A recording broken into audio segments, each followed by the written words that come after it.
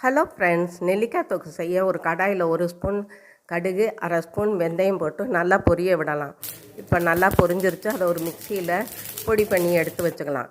அதே கடாயில் கொஞ்சம் நல்லெண்ணெய் விட்டு காஞ்ச வத்தல் நம்ம காரத்துக்கு ஏற்ற மாதிரி போட்டுக்கலாம்.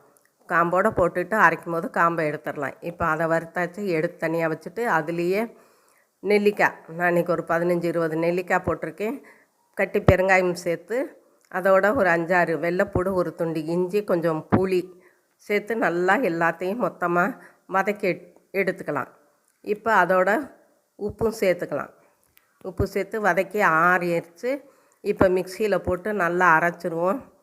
பாருங்கள், இப்போ நல்லா அரைச்சிட்டு வந்தாச்சு. அதே கடாயில் நல்லா ஒரு 3 குழிக்கரண்டி நல்லெண்ணெயை விட்டு கடுகு கொஞ்சம் வெந்தயம் போட்டு பொரியவும், அரைச்சி வச்சுருக்க விழுதை போட்டு கடுகு, வெந்தய பொடி, வெல்லம் கொஞ்சம் சேர்த்து வதக்கிடுவோம்.